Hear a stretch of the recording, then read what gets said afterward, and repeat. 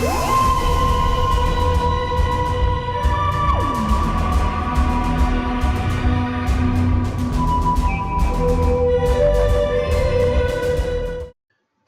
ladies and gentlemen, and welcome back to Doctor Who Reviews. Now, I should say straight off the bat that this week's podcast is going to be a little bit different, and by a little bit different, I mean very.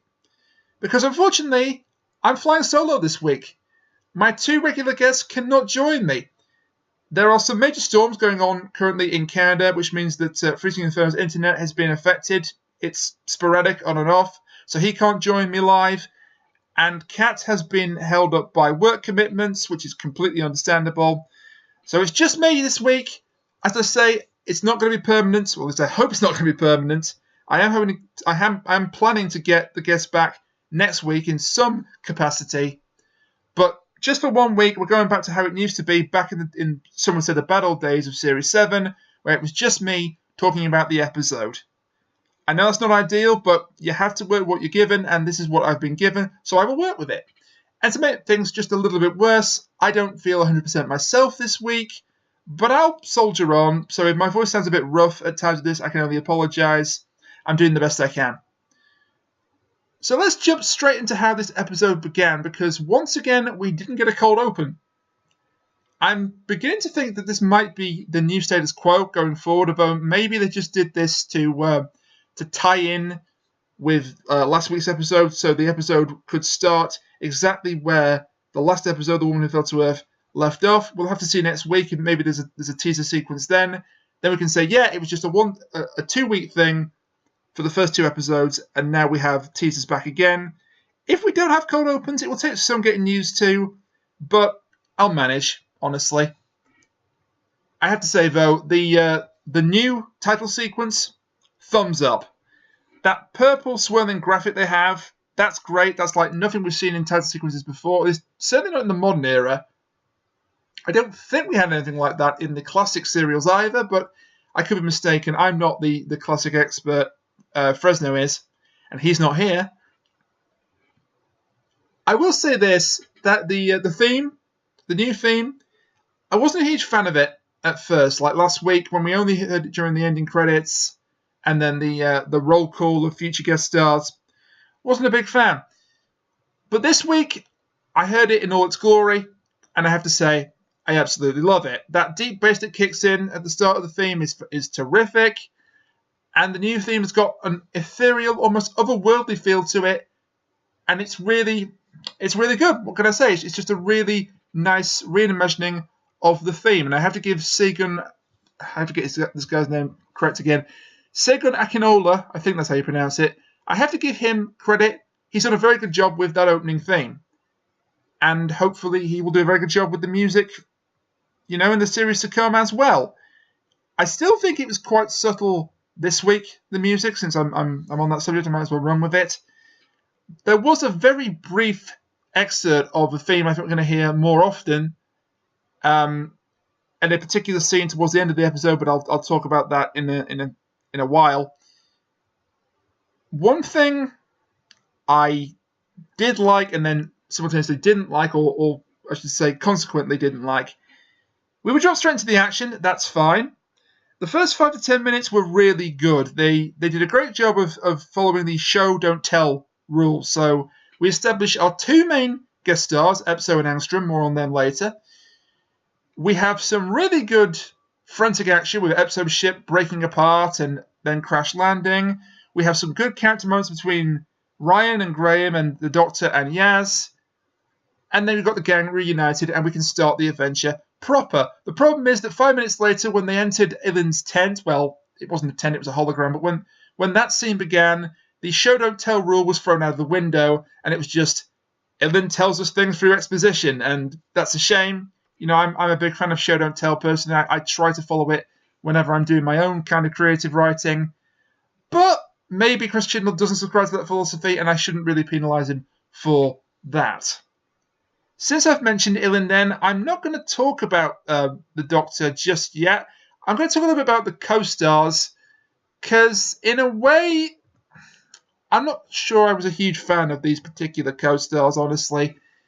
I think Epso and Armstrong were decent enough characters, They were very well acted by Sean Dooley, who played Epso, and Susan Lynch, who played Angstrom, respectively. I think Angstrom had a bit more to do with, in terms of her range of acting, like emotionally, because she had the more tragic backstory. But they both felt very peripheral. I mean, they appear when they're needed in the story to save our band of friends. And then right at the end, when their mission is fulfilled, they literally disappear. I mean, that's it. They appear when they're needed, and then they just disappear when they're not needed anymore. That, to me, is the very definition of peripheral characters. They do get some development of a kind. I mean, Angstrom seems to be the kinder of the two. She is less confrontational towards the Doctor and her friends. She says, I'll wake you up on the ship. Because it would be very easy for her to just leave them there, because, they're not really going to help her achieve her objective of beating Epso to the finish line of the race. Of course, in the end, the Doctor is a huge help in that, because she's also the witness that says, they're joint winners. Epso's more self-absorbed. I kind of liked him. He's in it for personal reasons. I thought his little monologue about how I don't know other people. Then he tells the story of how his mother told him to jump out of a tree and she moved out of the way and he broke his leg. That was a bit rough, but it worked, sort of establishing him as, I don't trust anybody, I don't need other people, lone wolf type of character. One thing that quite a few people had a problem with, and I think I share this sentiment with, is that was it really necessary to give Angstrom a dead wife? This is not because, she shouldn't be a lesbian. That's fine, but it's mentioned for all of 5 seconds, and it's clear they're just trying to create a bond or a connection with Graham, who lost his wife to the Stenza. Oh yeah, the Stenza are back, by the way, or rather, the Stenza are mentioned again. That was a big surprise. That was a pleasant surprise, actually. I wasn't expecting them to ever be mentioned again. I really did think that Tim Shaw was a one and done, and maybe he is one and done, but his race isn't. I suppose we'll have to see as the series progresses. But yeah, they gave Angstrom this tragic backstory saying, I need to win this race so I can save my family because we're being systematically cleansed over my home planet of Albar. And if I win this race, I can save them, I can find them, and I can save them. And that was a tragic backstory enough. And then they just have randomly come out and say, I lost my wife to the Stenza as well.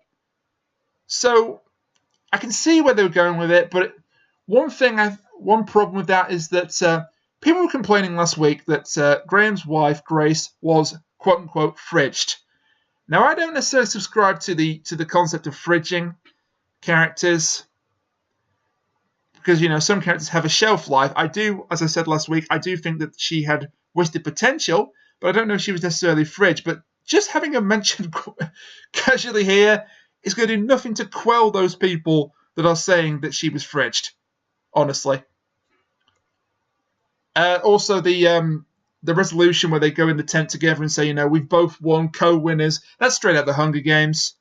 I mean, it's not necessarily a bad thing, but it is ripped straight out of the Hunger Games with Katniss and Peter. I almost couldn't remember their names for a second there. That's embarrassing. Katniss and Peter basically saying, we are going to have co-winners, or there'll be no winners because we're going to poison ourselves, and then you'll have no winners, and the powers that be change their minds. I also knew that Epso's cigar was going to play a part in the episode. As soon as it came up, he said, you can light it just by snapping your fingers. Right, okay, that's obviously going to be an important thing later on.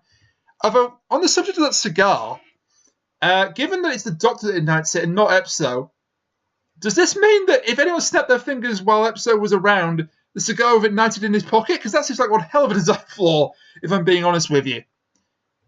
And our third guest star was Art Malik, who, as I said last week, is a very respected actor, but he was the weakest of the three of them for me. I mean, okay, he was a bit of a corrupt sort of figure, basically, wasn't he? Because he said, I won this rally of the 12 systems, whatever it was called. And that right there is a hugely unethical move, because he won his own race and now he's ending the race. Yeah, I'm not sure that flies. He wasn't there. He was just a hologram. He wasn't there in person. Again, kind of showing that he's a bit of a coward, because he's not even prepared to face these people face to face. He has to do it through the technology of a hologram. And I just think that he didn't have a huge amount to work with. but maybe that's just me. I do think that there is a major problem, a major plot hole actually, because Ilin says to Epso and Angstrom, no injuring, no sabotage, no killing. If you do this, it's instant disqualification. So this implies that he has been watching them in some way. And yet, at the end of the episode, he is completely taken aback when he says that, when they say, co-winners, we crossed the finish line together. Well, surely if he was watching them, he'd have seen that scene play out outside the tent, or outside the hologram tent, where it was clearly obvious that Angstrom could have beaten Ipso to the finish line. So that was a bit of a plot hole, and this is kind of a problem I have with the episode in a whole. On the whole, there we go. See, I can speak. I've just got to think a few seconds before I open my mouth. One of the problems I have with the episode on the whole is that it felt a little bit rushed. I think this episode could have done with maybe 5 extra minutes to just flesh a few concepts out. Because I love the concept of the Planet of Desolation. I think that was a great setting, had some superb cinematography, again, the sweeping desert vistas. The idea that the planet has been made cruel, and then we later find out why and how the planet has been made cruel. And the flesh-eating microbes in the water, that's a nasty concept. I love it. You just get the idea that this planet is not a place to be messed with. And its very name, Desolation. What a fantastic name for an alien world, Desolation. But even then, they could have gone further. We didn't have a cold open this week, but maybe if the cold open had been, I don't know, a couple of other contestants coming a cropper. To leave it as Epso and Angstrom as the final 2 contestants. As it is, there's just a mention, like, they mentioned a couple of other contestants say, failed hyper jump. So I don't know if they're dead or disqualified, but they don't show up. And I don't know if it's a budget thing, but I just think it would have been perhaps better if they'd shown a couple of contestants, even if they were just going to kill them off, a couple of other contestants. And similarly, maybe some shots of an audience reacting to what was happening. Because if this is a great race, surely Ilin was televising it. It appears that he wasn't, but that kind of implies he was just staging it for his own amusement. So maybe that could actually play into things later on, because I didn't think the Stenta were coming back, and yet we've had them mentioned. It looks like they could be a recurring threat throughout the series, or at least a recurring threat in the background throughout the series. So who knows? Maybe we will revisit this, and maybe Ilin tricked them, and he didn't give them the money. Maybe it was a Daleks in the long game and Bad Wolf situation all the way back in Series 1, and actually he said he was going to give them the money, and then he had them killed, or something else bad happened to them. We won't know until later in the series, honestly. But yeah, Ilin, not a great character, honestly. But our main cast, well, I think for the most part they did well. I mean, Jodie Whittaker is still superb. Will always be superb, I think. And she had a couple of major scenes and moments. Venusia Aikido is back. She used that to disable Epso. I keep wanting to call Epso Angstrom and Angstrom Epso. That's a problem. She seemed a little bit unsure of herself at times, especially towards the end when she thought she failed everyone and they were all going to die because the TARDIS wasn't coming back. The brains meet brawn scene. Yeah, I appreciate the message, and I think it's a good message.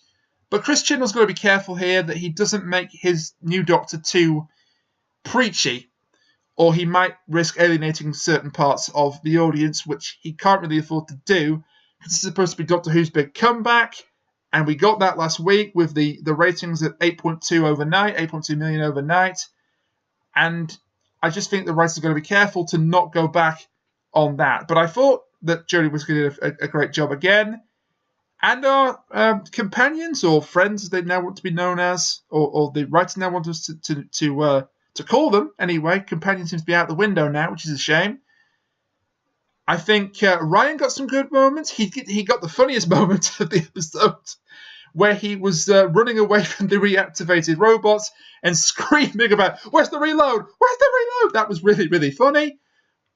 Him immediately wanting to press buttons feels like it might become a bit of a running gag. And there's a callback to last week when he couldn't climb the ladder. His dyspraxia wasn't really mentioned, which is good. Again, much like how the Doctor's gender change wasn't really mentioned explicitly, this week his dyspraxia wasn't mentioned explicitly. More of that, please. Graham also, I thought, fared rather well in this episode. He got some rather nice scenes between him and Ryan. I still think my prediction last week is going to ring true, and there is going to be a big confrontation between those two at some point in the series, because at the moment Graham's trying to be nice and friendly to his step-grandson, and Ryan, for the most part, isn't having any of it. There's that great thing where he says to Graham, he says, you talk about this too much, and he says, and you don't talk about it enough. And I thought that was a really nice exchange between the two, and they do manage to bond, at least for a little bit, over the solar cell battery and figuring that out. So that was good. They're not at each other's throats all the time. I thought that Bradley Walsh had another strong episode. It's strange, really, that Graham O'Brien is being positioned, at least in these early episodes, as the calm and collected one. Because in the first episode, he was kind of the one that didn't believe it quite so much. He was the one that tried to talk Grace out of doing what she did. Like, when she said, is it wrong to be enjoying this? He was replying without hesitation, yes. And he didn't want her to get hurt, and of course, she got killed off. His outrage about having another implant put inside of him, surely they can't continue that beyond 2 weeks, but that was another nice callback. And once again, unfortunately, Yasmin feels underused. I mean, it's a shame, because I think the actress is doing a good job, but she still hasn't been given a huge amount to do. And actually, I thought that her T-shirt in the pre-episode material, like the publicity screenshots, the way her T-shirt looked, it looked like it was a Power Rangers T-shirt. It's not. It's just a red T-shirt with a white star on it, and that was disappointing for me personally. But yeah, she didn't get a huge amount to do. She does get one small moment with Angstrom, sort of bonding with Angstrom, where she talks about her family. We get an insight into her family, who we haven't seen yet. It's clear she doesn't have a very good relationship with them. And you've got to imagine that that's going to be explored in a later episode. Because if it isn't, why bring this up now? It makes no sense to bring it up now unless they're going to capitalise on that in later episodes. What else is there to talk about? Well, again, it says I'm being really negative about this episode. I'm not, honestly. It's just strange to not want to bounce off. This was a perfectly fine episode, honestly. It just had some things that I feel the need to critique. It's nothing personal. It's just what I have to do. Anyway, I thought the monsters, such as they were in this episode, were rather disappointing. You had the robot guards, who looked very generic, honestly. Although I thought the Doctor had a good point. Why would a deserted planet need robot guards? And of course, that's a tie into what we found out later, that the planet was not deserted. It was being used as a prison for the scientists by the Stenza. And then presumably they were cleansed, they were killed when the Stenza came back, just before they could destroy all their research and all their horrible experiments that they've done. I also have to question why the robots would have an electromagnetic pulse in their internal workings. That seemed extremely convenient to me. I mean, I know it was necessary for the Doctor to shut down the robots to advance the plot, and I do understand that, being a wannabe writer myself. But I just thought that was extremely convenient. Surely they could have found a way to get her to get that pulse without resorting to that kind of plot convenience, but maybe not. And then we had the remnants with the other major monsters. I say major because they were just sheets.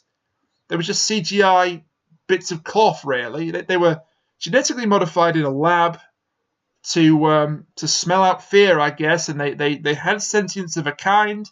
They were voiced by an actor called Ian Gelder, who has actually appeared not in Doctor Who before, but he has appeared in Torchwood in the third series, Children of Earth, playing a rather grubby little janitor type called, I think his name is it's either Decker or Draker or something like that. But he played this grubby little janitor, and it was a good part. He was rather despisable. You rather want to punch him in the face, but it was a good part.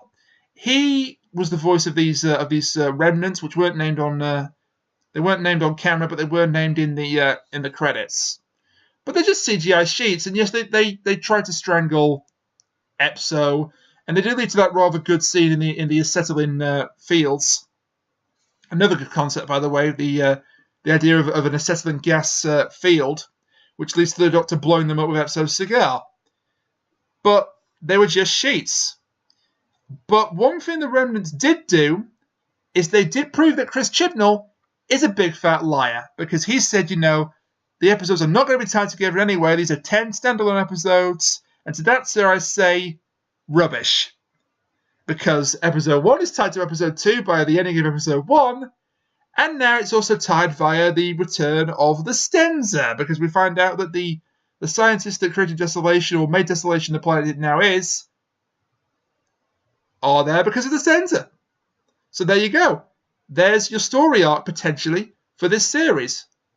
Although, there is a possibility that they're not a recurring story arc, and they're just mentioned here to tie in episodes 1 and 2, and they won't be mentioned again. Personally, I'm not of that belief. I think they're going to be a recurring threat, if not on camera, certainly in the background for the rest of the series.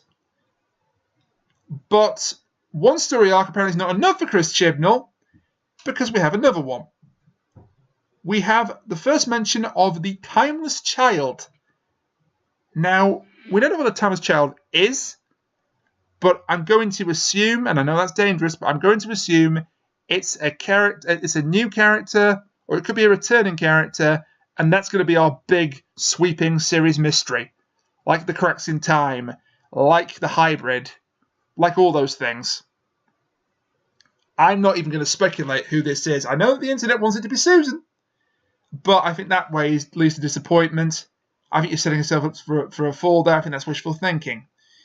We do hear a snatch of a new piece of theme music when the Remnant is taunting the Doctor with the information about this Timeless Child. So will that be the motif, the musical motif of whoever this character is when they officially show up in the series? If they do officially show up in the series, if this is not just something that we're blowing out of all proportion, because it's entirely possible. We've done that before. But let me just read what the Remnant says to the Doctor, because I wrote it down. So the Remnant says to the Doctor, "You lead, but you're scared too, for yourself and for others. Afraid of your own newness. We see deeper, though. Further back, the Timeless Child. We see what's hidden even from yourself, the outcast, abandoned and unknown." Now, that could be any number of characters we've seen in the past. It could be a completely brand new character we haven't seen before. I think what's most interesting, actually, is that it's implied that the Doctor herself doesn't know, unless she's lying to herself, unless it's another name of the Doctor situation where she does know, and she's just keeping it hidden from herself because she can't bear to face the truth. Again, much like with the Stenza, we're not going to know until later in the series. But yeah, I don't know who this is, but I personally, for one, am glad that Chibnall is a liar, and I'm glad that we do have some kind of story arc, because I do like them. They're not always handled right, but I do like them. And then, perhaps the big highlight of the episode, for me anyway, is the glorious return of the TARDIS. Lots to unpack here. The line, "Come to Daddy, I mean Mummy." Again, that was our only real reference to the Doctor changing genders. Again, more of that, please. The subtitles here earn their damn money, because they subtitled the TARDIS rematerialization sound, try saying that when you're drunk, as, and I quote, "warp," which is amazing. I love the new interior on the TARDIS. Kat thinks it looks like a cave, and I happen to agree with her. It also looks rather more organic, but at the same time, the walls look more sort of mechanical and almost steampunk-esque, I think.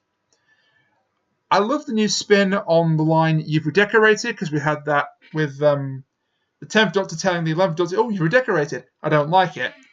But here she says to the TARDIS itself, "You've redecorated. I really like it." And the custard cream dispenser is really cute. I suspect that will be a one-off gag. The way that came about is rather interesting, because this new TARDIS was designed by a man called Arwell Jones, who I know very little about. But he asked Jodie Whittaker what her favourite biscuit was, and wouldn't tell the reason why he was asking her that. Now, I don't know if Jodie Whittaker knew what was going to happen when she pressed that pedal, but if she did, she's very good at acting, because she looked genuinely surprised, at least for my money. Another thing is, what on earth was what with the 3D model of the TARDIS inside the TARDIS? That was a little strange, but for the most part, I think the new TARDIS set is great. It'll take some people some getting used to. I appreciate that, but I think they did a great job of it. I really do. Oh, and one more thing. There was reference to a green police box on Surrey Street.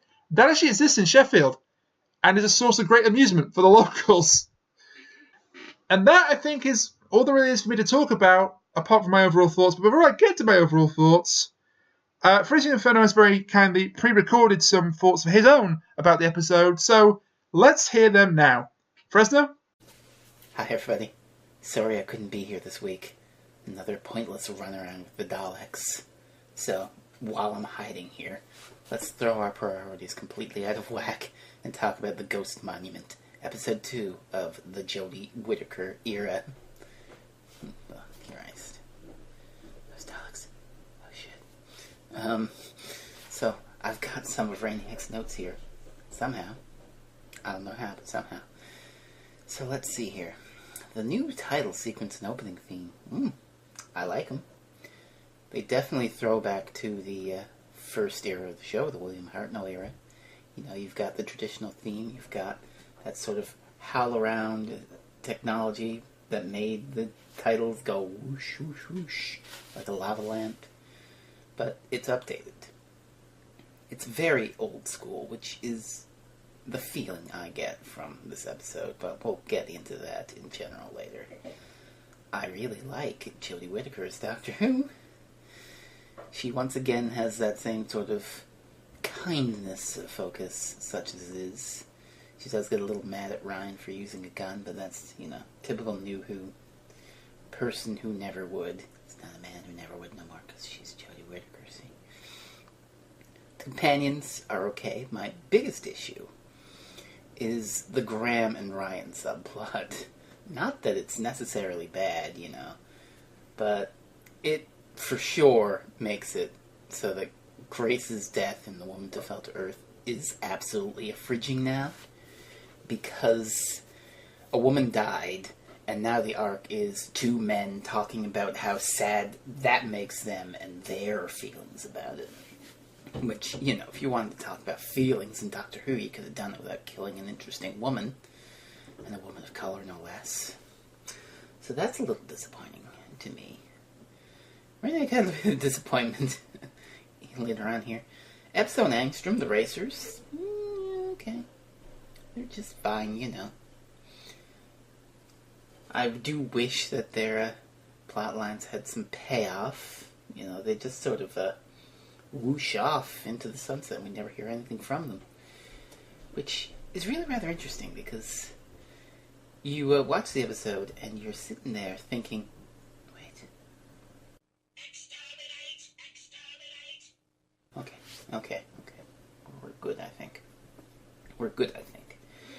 You watch the episode and you see the Art Malik character talking about space, Paris-Dakar rally, which is a neat idea for Doctor Who. This is like one of the 5 ideas this episode's doing, but that on its own could make a really neat idea. But you kind of expect, being Doctor Who, with the Mysteries of Planet Desolation, that it was engineered this way by the space Paris-Dakar rally race people, and that the Doctor would, tear the whole thing down in outrage, pacifistly. But we never get that. It's just another element of the episode. Strange, that, isn't it? Planet Desolation itself, though, gives me the biggest vibes to the old school of the episode, because this episode is basically just we're stuck on a real weird hostile alien planet and we don't know what the hell is going on, so we have to explore and survive, which is almost a direct callback to the Hartnell era, at least on paper. Elizabeth Sandifer reviewed the episode, and she actually made a different comparison. What this reminded her of was the Sylvester McCoy story Dragonfire, which Chibnall would have been 16, 17 years old for on first airing, so, just about the right age for that to be Influence? The Dalek siren. Oh no. They're on to me. Whew. Okay. We gotta talk through this. I gotta hunker down a little more. Don't worry. They're not coming for me. They're not coming for me. The Planet Desolation. Yeah. Heart and Lyra vibes. Possibly Dragonfire, because that has a lot of exploring to it. A strange alien world. It's definitely a new take for the show, because there's no evil plan. There's no big thing going on. It's just a scary, bad alien planet that they have to survive. It's refreshing, and it's a throwback. Which is funny, because I say it's a Hartnell era, but last episode's Doctor reminded me of Peter Davison's performance a lot, and well, early Davison was in itself kind of a throwback to the Hartnell era. Like, look at something like Castrovava or Ford Doomsday. Those aren't the best stories in the world, but we're in a weird place, in a weird situation. Let's explore this place and see what's going on. Man, those dogs are really on to me. Okay. So René wrote here disappointing monsters, and I guess he's talking about both of the creatures encountered on Planet Desolation, the sniper robots and the bedsheet monsters. I don't know their name off the top of my head. The sniper robots are basically played for laughs, with Ryan running around with a gun, shooting them all and doing nothing, and then running back, run away, run away, run away. Somebody watched too much Monty Python and the Holy Grail. So, they're okay, I guess. It's a decent design, but they don't really do anything, per se. And as for the bed sheets, well, they're just, cheap knockoff Dementors from Harry Potter? They suffocate you or some shit? They read your fears? What is this? Doctor Who does Stephen King's It, only bed sheets instead of Nightmare Clown from Beyond Time? It doesn't really work, but this episode isn't about the monsters. It's about the weird, wild planet, and, well, I guess they could have been a bit weirder, Well, story arcs are back, much to my disappointment. It's not that I'm that disappointed per se, it's that what we got ain't that good. The Stenza are responsible for Planet Desolation being a miserable shit heap. And I'm not sure I like the Stenza being a recurring thing. Because what I really loved about Woman Who Fell to Earth is that Tim Shaw seemed like this big menacing hunter guy, and he was just completely a joke. He got the piss taken out of him as the Predator knockoff that he was. It was funny. But if you give the Stenza like an arc, and like, ooh, they engineered this and they're really bad, ooh, that's nasty shit, then trying to make them like serious sort of diminishes the comedy of Woman Who Fell to Earth, such as it is. And as for that timeless child thing with the bedsheets tell the Doctor, well, ugh, you can miss me with any more Gallifrey lore. Expanding on the Doctor's origins and lore or mysteries from their past doesn't really work in practice. I mean, for all of the hybrid being a big swerve, it didn't really go anywhere. When it came to the whole Doctor's secret past aspect, I mean, there's other things that I liked about the whole hybrid arc, but I don't know about this. But I will say I do like that it's not completely goddamn obvious what's going on. And then we have to wait 12 minutes for the obvious thing. Which leaves us to the TARDIS, which I don't know about it. I'm going to let it grow on me. But I don't know about it right now. It seems a bit cramped. But maybe that's just how the end of the episode was shot. We're definitely going back to 9 and 10's Coral TARDIS. They've got the whole arches and all. But it's a crystal theme. Which, okay.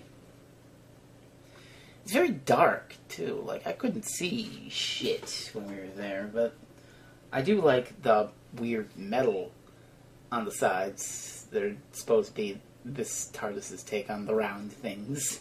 So, that's interesting. And it has a couple of weird, interesting little buttons. It's kind of like a mishmash between the 9 and 10 Russell T Davies era TARDIS and 11th Doctor's first TARDIS. That's the vibe I'm getting. But I just really love that last TARDIS set so much that, I don't know. I'm sure it'll grow on me. Well, that just leaves the overall thoughts. This was good. It was a bit of a throwback, depending on where you want to go. It's a hell of a throwback, or not so much of a hell of a throwback, but it's a throwback all the same. We haven't done Doctor Who like this in quite a while. And I know Doctor Who is at its best when it's doing something completely different, but something it hasn't done in a long time, updated to modern standards and sensibilities, is okay. It was a good episode. I enjoyed watching it. I enjoyed the journey. It really kind of made me think of, like, Stephen King's The Dark Tower series. The journey is more important than the destination. This episode is a journey, not so much a destination. Well, I say that even though we know what the ghost monument is in the story, but for me this one was more about the journey. Just exploring a weird alien planet for 50 minutes and getting into hijinks and adventures. It's a fresh take. And speaking of fresh takes, well, we've got next week, which... Wait. Oh, no. Uh-oh. It's looking at me. Small human sighted of level. Who the hell are you calling small? Under attack. Measurement pad. Oh, God. I gotta go. I'll get out of here, and I'll see you next week for Rosa Parks. Oh, God, you're gonna make me talk about Rosa Parks. Oh, Jesus, I hurt everywhere. Mother of God. God. Thanks for that, Fresno. Obviously, I can't say I agree or disagree, because at this moment in time, he hasn't actually provided me with the pre-recorded segment. But, you know, what can you do? So my overall thoughts on the episode, then, they may or may not mirror Fresno's. Oh, on the subject of which there was actually a mirror reference. I don't know if Fresno has already mentioned it. If he has, then I apologise. But when she told Epso, did you practice those lines in the mirror? When the Doctor told Epso, did you practice those lines in the mirror? I'm sure Fresno really appreciated that. But overall thoughts on the Ghost Monument then. I thought this was a perfectly enjoyable episode as long as you don't think about it too much. There were some stunning visuals, but the monsters were pretty lame for the most part. And the guest characters, all three of them, weren't fleshed out very much, especially Art Malik as Ilin, who I thought was ill-served by some of the script. Although he did play his role as sort of, the setting up the rally and setting up the race. Perfectly fine enough. It's just that I come to expect more from Art Malik rather than just like a 5-minute cameo. But maybe I should have expected nothing else, really, because this show does have a habit of taking various distinguished, very established actors and then putting them in a very small role in terms of amount of screen time. I'll give you Donald Sumter in The Doctor Falls. So in The Doctor Falls? No, sorry. I give you Donald Sumter in Hell Bent. Jesus. I call myself a Doctor Who fan. That's embarrassing. There were some standout scenes to this episode. The confrontation with the remnants on the acetylene fields and the way that the Doctor got rid of them and teamwork, even though, and I forgot to mention this earlier, but even though Yaz, she didn't actually contribute to that solution at all. Ryan came up with the facts about acetylene, about it being lighter than air. The Doctor's the one that snaps some fingers to enact the cigar, and Graham's the one that throws it in the air after Epso offers it because he says, do it. Yaz didn't do anything but lie on her back with a big smile on her face as the air was catching on fire. And by the way, the CGI for that makes me laugh every single time. But yeah, that was a great scene. The TARDIS making its grand return was a particular standout moment as well. Overall, I think some potential for this episode was wasted, but by no means to an unforgivable degree. and the mention of the Stenza was a welcome surprise, excluding the revelation about Angstrom's dead wife, which we could really have done without for the reasons I've already mentioned. But yeah, not amazing, but certainly not terrible. I suspect this will either be in the middle or perhaps towards the bottom overall of the series when we when the series is over and we actually have to rank. We have something to rank against. But so far so good. I'm enjoying Series 11 a lot because I went in with low expectations or reasonable expectations, and so far it's more than matching them. Last week's more than matched them. It outdid them big time. This week, a bit more down to earth, but still fine. And so next week then, next time we have Rosa, and this could go a couple of ways. It's our first historical of the new era. The Rosa in the title refers to Rosa Parks, the famous historical figure, and I'm a little bit concerned as to how well this will be handled. The writer is Mallory Blackman, who is a famous children's author, and she is a woman of colour, it has to be mentioned. So is she going to take a delicate approach to portraying the racism of 1950s America, because it certainly existed back then, or is she going to go all in? I hope she takes a more delicate approach, but she might choose to go all in. And based on the fact of the trailer that Ryan says, she's lived here all life, I can survive 2 hours. Doesn't fill me with hope that it's going to be the scalpel, it's going to be the sledgehammer to crack a nut method instead. But we will have to see next week. So all that remains is me to not thank my guests because they didn't appear, but through no fault of their own, but to thank you, the audience, for listening to, well, just me, for the past, what feels like half an hour. And all that remains to be said is that I've been Rain, and we'll see you next week, hopefully with guest present and correct once again, to review Rosa. Until then, bye for now.